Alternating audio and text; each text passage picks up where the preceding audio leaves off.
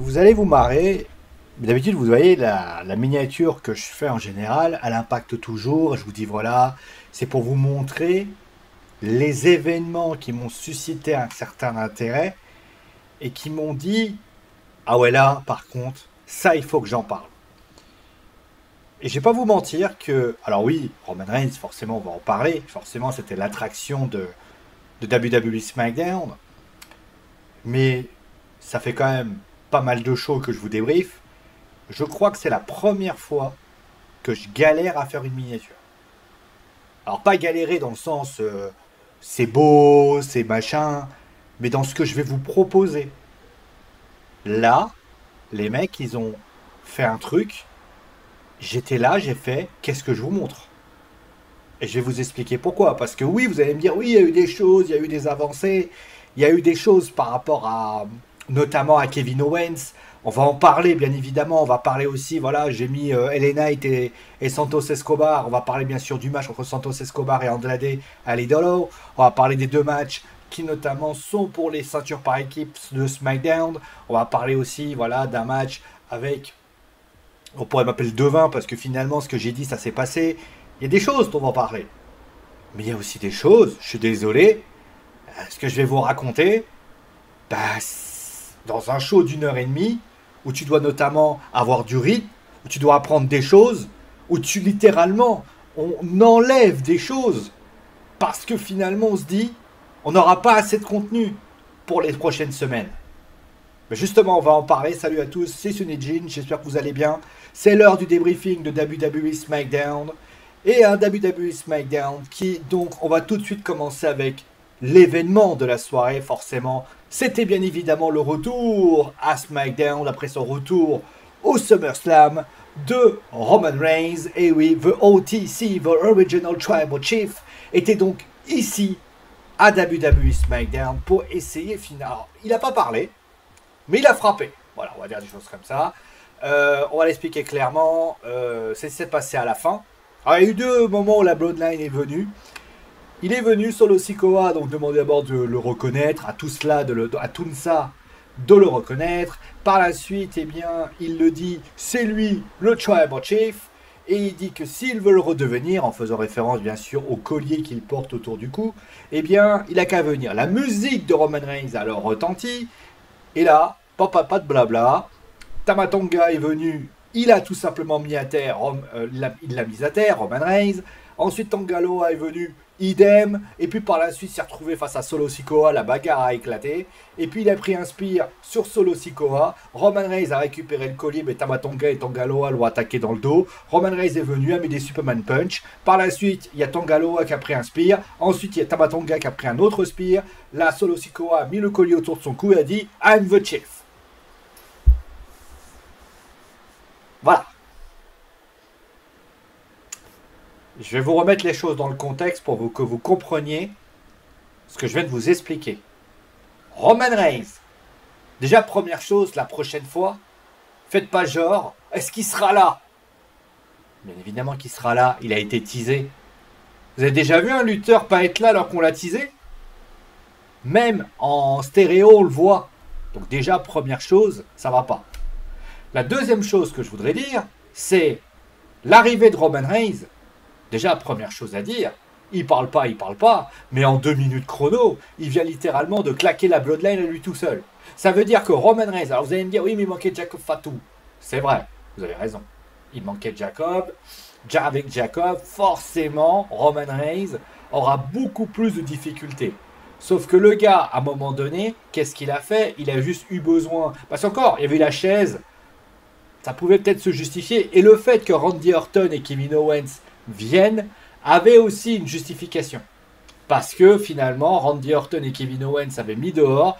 À la limite, Roman Reigns aurait mis KO Jacob Fatu et par la suite se serait pris à Solo Sikoa. Pourquoi pas? Sauf que là, Solo Sikoa, à un moment donné, je rappelle quand même qui est Solo Sikoa. Solo Sikoa, à un moment donné, avant d'être celui qui se prétend être le Tribal Chief, était considéré comme le enforcer de Roman Reigns. C'était le mec, à un moment donné, il arrivait, il déglinguait tout le monde, ce qui faisait que Roman Reigns, au bout d'un moment, eh ben, il mettait tout le monde d'accord.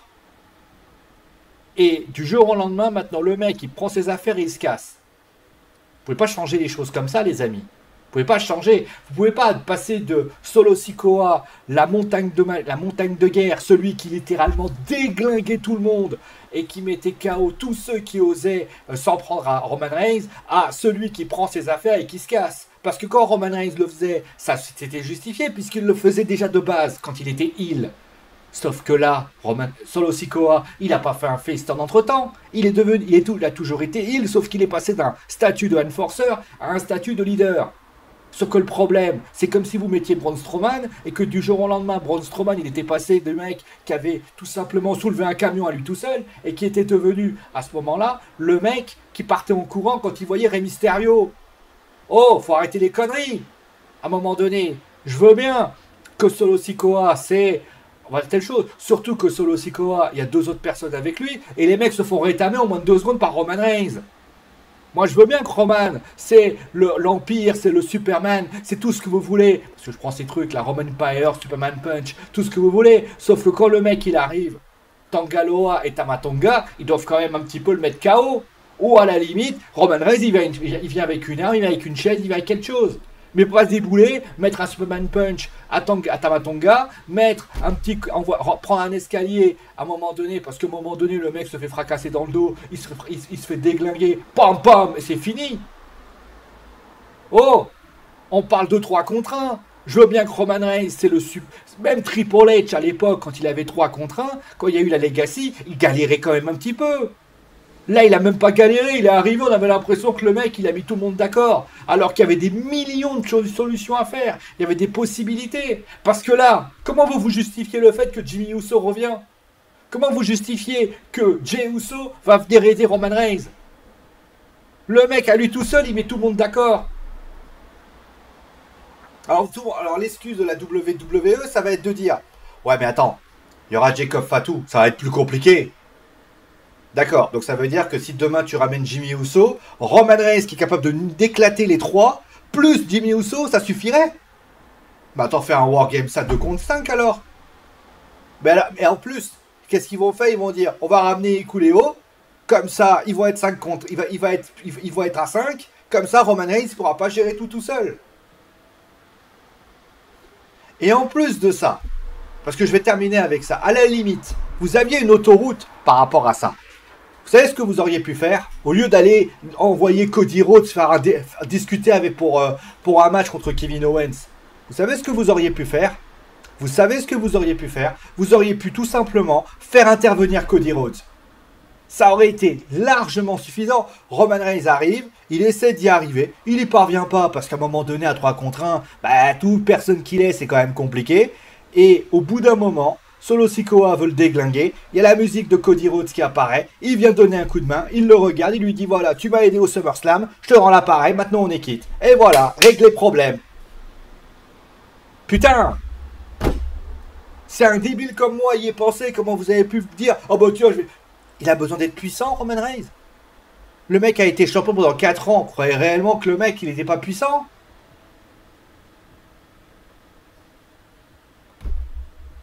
Il faut juste savoir les choses. À un moment donné, vous ne pouvez pas faire de Solo Sikoa. Ben, les arguments, je vous les ai donnés. Tu peux pas faire de Solo Sikoa un mec qui déglingue tout le monde, que ça soit John Cena ou qui que ce soit, et du jour au lendemain le faire passer pour le mec qui part en courant avec son collier. Tu peux pas. Et deuxièmement, Roman Reigns, tout aussi puissant qu'il est, ne peut pas passer sa vie à déglinguer tout le monde comme ça. Là, vous êtes en train de détruire la Bloodline à lui tout seul. Ça veut dire quoi? Ça veut dire que cette Bloodline, encore une fois, ça veut dire que cette Bloodline, sans Jacob Fatu, c'est de la merde. C'est ça que vous avez montré. Parce que vous allez me dire, oui, mais quand les Usos n'étaient pas là, Roman Reigns, il galérait. Ouais. Sauf que le problème, c'est que Roman Reigns, on le savait. Roman Reigns, quand il était tout seul, il galérait. Parce que Roman Reigns avait besoin des autres. Comme Triple H avec l'Évolution. Comme les Ric Flair avec les Four Horsemen. Mais quand Solo Sikoa déglingue tout le monde, il en éclate 2 ou 3. Et Paul Heyman, il a les yeux comme ça, en mode putain, il est capable de m'en mettre une, ce con. Et que là, il part en courant. Oh! Moi, au début, je me suis dit, il va faire de Solo Sikoa mais ils vont lui garder sa puissance, sa prestance. Il va devenir un Tribal Chief différent. Non, c'est Roman Wish. C'est Roman Wish. C'est Roman Reigns version Wish. Ou Temu, si vous voulez. Mais sans déconner, quoi. En plus, voilà, tu fais venir Cody Rhodes. Tu le fais venir, tu lui fais, voilà, allez, je t'ai rendu service, allez, dégage. Et à la limite, ça aurait justifié ce qui s'est passé après. Ce que je vais vous présenter après. Ça aurait justifié ça. Mais au lieu de ça, non. D'ailleurs, on va en parler de ça, d'ailleurs, parce que regardez. Au début du show, il y a ça. Donc au début du show, vous avez la Bloodline qui vient. Oh, je sais pas pourquoi. Ça aussi, on va en parler de ça. La Bloodline arrive. Donc, Cody Rhodes, elle arrive. Il dit, what you want to talk about. Et puis par la suite, la Bloodline vient pour dire, ah ben si j'avais Solo Sikoa qui arrive, ouais, mais si jamais Roman Reigns n'était pas venu, je t'aurais battu, hein. Sans déconner. T'avais besoin de nous le dire, on savait pas. Mais bon, bref, qui tu veux. Mais par la suite, tu te dis, bah tu sais quoi, Cody Rhodes, il va avoir l'aide de Roman Reigns. Roman, il va venir, il va faire venir apparaître sa musique, ils vont être à deux comme ça, et puis par la suite, il va y avoir quelque chose. Et par la suite, Kevin Owens, il va venir. Comme ça, va y avoir un petit triangle avec Roman Reigns qui va faire un petit regard à Kevin Owens. En lui disant, espèce de petit con, à un moment donné, pendant que tu étais là, en tant que Tribal Chief, tu m'as fait vivre un enfer. Là, tu fais réfléchir les choses, tu fais travailler des choses, tu crées de la tension entre Kevin Owens et Cody Rhodes. Parce qu'entre-temps, Kevin Owens, on lui aurait offert ce match de championnat, parce que Cody Rhodes, il aurait dit, écoute, je t'offre un match de championnat. Et puis par la suite, Kevin Owens, il aurait dit, ouais, je sais pas, bon, admettons, on verra ça après. Mais par la suite, eh bien, Roman Reigns, eh bien, il aurait très bien pu, eh bien, par crainte, Kevin Owens aurait choisi d'affronter Cody Rhodes en disant, moi, je veux pas que Roman Reigns récupère un droit, donc je vais le prendre. Ça aurait suffi. Parce que, on va pas se mentir. Putain, je vais terminer avec ça. Parce que la Bloodline ne sert à rien, là. Là, c'est juste genre un espèce, vous savez, les fameux méchants que vous avez tous vus, hein, les fameux « je reviendrai ». Vous savez, les fameux méchants qui, à un moment donné, quand ils perdent leur combat face au héros, qui les regardent et qui font « je reviendrai ». Les gars, oh, vous aviez besoin de nous le montrer, ça? Sans déconner. Et puis on va terminer aussi avec Kevin Owens. Parce que, bon, par contre, pour ceux qui veulent savoir ce que je pense de Kevin Owens, vous allez bien sûr aller voir ce que j'ai dit sur Randy Orton. Parce que, encore Randy Orton, là c'est, excusez-moi, hein, c'est les raisons à la con pour justifier un truc. C'est-à-dire que, qu'est-ce qu'ils ont fait? Randy Orton, ils ont fait, bon alors, attends. Comment on pourrait faire que Randy Orton affronte Gunther à Berlin? Alors, comment on va faire? Comment on va justifier ça sans que ça soit cohérent? Ah oui, mais il avait une épaule. Bon, déjà, voilà. Sauf que Randy Orton était à SmackDown, mais bon, admettons. Mais là, ce qui est encore plus fort de café, c'est que Cody Rhodes vient le voir en disant, tu devrais l'avoir le match de championnat. Et Kevin Owens, il dit, non, je le mérite pas. Ce qui est totalement vrai, parce que tous les arguments que dit Kevin Owens, il a raison. Mais l'argument de dire, j'ai pas le droit, je le mérite pas, ok, si tu veux. Mais une heure après, il arrive et qu'il fait... Parce que Benjamin, il dit, on va le donner à Roman Reigns. Le mec, il dit, d'accord, bah, je l'affronterai à Berlin. Surtout que, encore une fois, je vais le répéter pour que les gens comprennent. La raison pour laquelle, parce que les gens ont dû dire, ah ouais, ça y est, on lui donne un match de championnat, c'est parce qu'il le mérite, c'est parce que c'est Kevin Owens. Non, on va arrêter les conneries. Parce qu'à un moment donné, à Berlin, les mecs... les Berlinois, on leur donne des catcheurs random. Randy Orton d'un côté, Kevin Owens de l'autre. Et j'ai envie de vous dire, ce qui va se passer, c'est que les deux, à un moment donné, ils vont faire chacun de son côté, ils vont se réunir ensemble, et à la limite, c'est tout ce qui va se passer. Et je suis même... Mon petit doigt me dit, mon petit nez me dit, que tu vas avoir la Bloodline et Solo Sikoa peut-être qui vont se promener par là, et ils vont finir par avoir une alliance entre Randy Orton, Kevin Owens et Roman Reigns et tous les autres. Voilà, et Roman Reigns au bout d'un moment, eh ben, il va s'allier à eux, il manquera juste Jimmy Uso, et t'as les 5 dans la War Games. Voilà, fini. Mais j'ai envie de vous dire, les gars, si vous êtes berlinois, si vous êtes européens, mais encore une fois, les gars, si les mecs de la WWE, si vous avez juste envie de faire de la lèche, en mode, vous savez, nous on est à Berlin, on va vous mettre des catcheurs connus que vous avez connaissez tout court. Ouais, excusez-moi, hein. Encore Jey Uso, les gens vont dire, ouais, mais Jey Uso contre Gunther, oui, parce que ça a permis notamment de faire ça. D'accord. Et encore, ce match-là, je le trouvais intéressant parce que tu avais quand même un Gunther. Ah bah, non, c'était pas Gunther, c'était Damien Priest versus Jey Uso. Ça pouvait donner quelque chose parce que Jey Uso, c'était la popularité du moment. Ça pouvait se justifier. Mais moi, quand j'ai vu AJ Styles affronter Cody Rhodes, j'ai fait ouais, c'est bon. AJ Styles, Cody Rhodes dans une storyline de Mark Henry. C'était honnêtement, les gars. Je vais pas tourner ma langue dans ma poche parce que clairement, les gars, vous voulez faire un PLE où vous avez un côté un peu, voilà, exotique. Prenez un catcheur qui n'a. Vous savez quoi? Vous auriez mis Carmelo Hayes. À la limite, il perdait, mais les Européens l'auraient vu.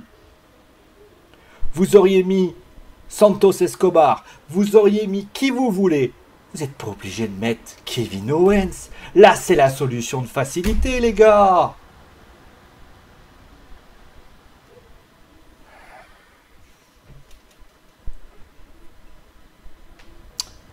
Bon, bref, voilà. En plus, vous voulez vraiment qu'il ait ce côté « je ne le mérite pas ».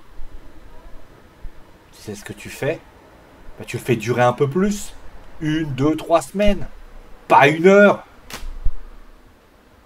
Surtout que la raison est conne. Ah bah si tu me le donnes pas, bah tu le prends pas, j'irai le donner à Roman Reigns.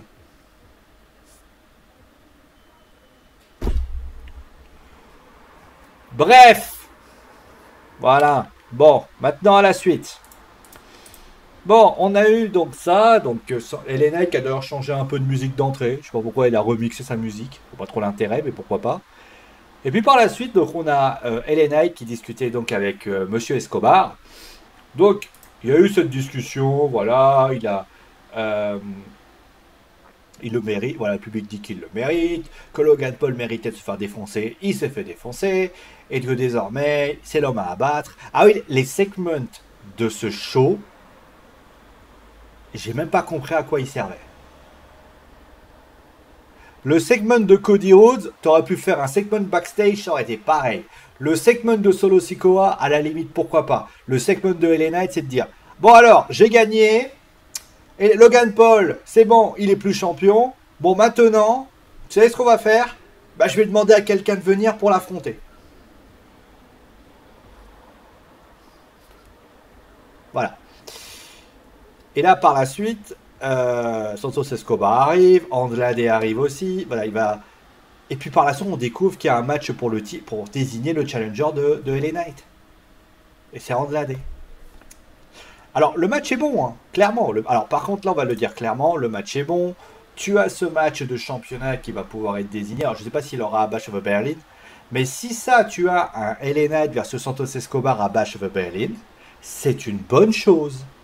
Parce que tu as un lutteur qui est sympa. Andrade Carmelo Hayes, c'est intéressant. Ça raconte quelque chose. Voilà, ça c'est sympa.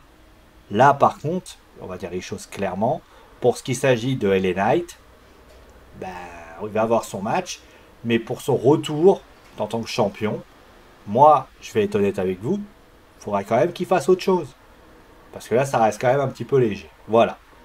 Le match en lui-même était bien. Comme j'ai dit, c'était vraiment un super match. Moi, j'ai pris du plaisir à suivre cette rencontre. Et j'ai pris du bonheur à le suivre, littéralement pour ainsi dire. Voilà. Allez, on va passer à la suite. Ah d'ailleurs, on va faire un truc. Tiens, pendant que j'y suis, tiens. On va faire un truc comme ça. Attendez, je fais juste un petit truc, vous inquiétez pas. Parce qu'en fait, j'ai oublié une photo et vous allez voir, la photo, elle est pas triste. Et pas, elle est pas triste. Ah, voilà. Donc, voilà. Donc là, on va faire comme ça. On va mettre en arrière-plan. Attendez, bougez pas, hein. Je suis à vous tout de suite. Hein.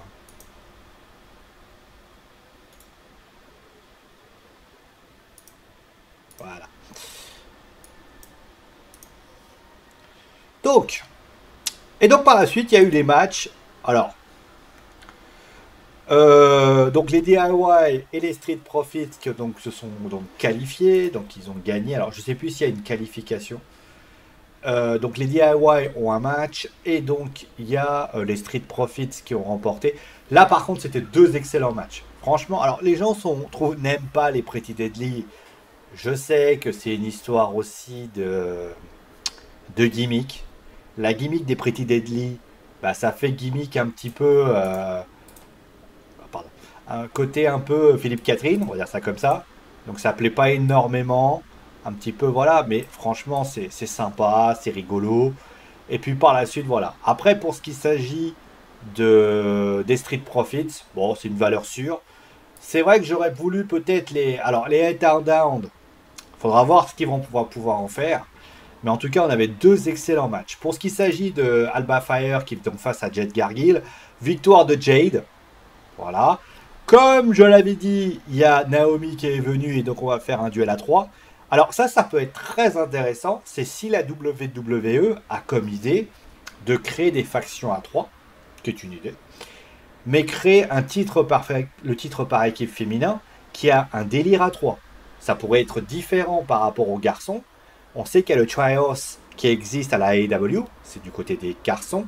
Mais là, si on propose ça du côté des filles, avec ce côté, voilà, avec Blair Davenport, etc., ça peut être intéressant. Là, on a quand même 3 lutteurs, 3 lutteuses, 3 lutteuses, 3 lutteuses. Ça peut créer un super truc, et ça, c'est quand même bon pour le business. Bon, en tout cas, ce qui est certain, c'est que ça mérite d'être discuté, et pour ainsi dire, voilà. Bon, c'est quoi le bilan du show? À part le fait que j'ai beaucoup râlé. Ce show est un show. Vous savez, normalement, le show après le PLE doit être un show qui doit te donner envie de suivre la storyline dans l'entièreté. C'est-à-dire que regardez par exemple ce qui s'est passé à Raw. Pourquoi tu veux suivre Raw? Parce que tu as le Judgment Day qui a explosé et que par la suite, donc tu découvres que tu as forcément cette nouvelle faction qui a été arrivée. Tu apprends aussi par rapport à la Wyatt Six. En fait, tu as ton nid et tu fais découvrir les choses dans la longueur. C'est-à-dire que la semaine prochaine, les choses que tu mets en place vont te donner envie de suivre au fur et à mesure. Dans le cas de SmackDown, j'ai une question à vous poser. À quoi a servi ce show? Elena a été champion des États-Unis. Il a pu se donner plaisir. Super. Nous savons que c'est Santos qui sera son challenger. Ok. Roman Reigns a mis en pièces la Bloodline qui avait réussi à monter comme il fallait. Au final, elle a plus d'utilité. Solo Sikoa est devenu un Roman Reigns Witch. Un Roman Wish. Et Naomi s'est alliée à Gargill et Belair.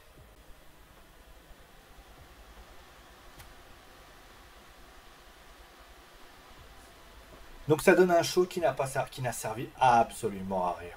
Parce qu'au final, on ne connaît toujours pas les... Enfin si, on les connaît, mais on ne sait toujours pas comment Roman Reigns va récupérer son trône. Comment il va le faire? Moi j'aurais aimé que Roman Reigns nous dise comment il va le faire. Enfin comment il va... Quels sont les moyens? Pourquoi il était absent? Pourquoi il a laissé Solo Sikoa faire? Surtout, il pourrait parler aussi de ceux qui ont été les victimes. Je parle pas forcément de Cody Rhodes, mais Jimmy Uso, je pense. Et tu sais ce qui aurait été un rigolo, c'est qu'il aille voir Jey Uso. Là... Et attention les Allemands, hein, je vous préviens tout de suite. N'attendez pas à voir Roman Reigns là-bas. Ah, vous vous mettez le doigt dans l'œil, mais tellement profondément que vous n'allez même pas imaginer le contraire. Vous allez avoir Roman Reigns qui sera là à Bad Blood. Il va faire son match contre Solo Sikoa, je ne sais pas ce que sera la stipulation, et c'est tout. Et je serais même, mon petit doigt me dit, qui perdra grâce à quoi? Grâce à l'intervention de Jacob Fatu. C'est tout. Ah, non plus. Donc au final, ce show, Alors, le truc, c'est que c'est particulier. C'est pas une purge. Parce que quand vous regardez les matchs, il y a de la qualité. Quand vous regardez le public, comment il était en transe quand ils ont vu Roman Reigns, vous êtes pas le public de SmackDown, vous avez envie de vous faire un kiff, vous allez vous faire un kiff. Le moment où LA Knight arrive, où tout le monde chante un yeah, tu vas passer un bon moment. Mais quand tu es téléspectateur et que tu essayes de suivre le storytelling, que tu essaies de comprendre les raisons, et qu'en plus de ça, malheureusement, tu réfléchis, parce que moi, je suis pas un mouton qui dit «Oh, Roman Reigns, il est méchant, je l'aime pas». J'ai envie de vous dire, les gars, si je suis pas comme, si tout était comme ça, je le serais comme ça. Donc, la vérité, malheureusement, ça vous fait pas plaisir, mais ce show est inutile. Il est là, il serait pas là, ce serait pareil. Voilà. Merci à vous tous d'avoir suivi l'émission. Portez-vous bien. On se retrouve très vite.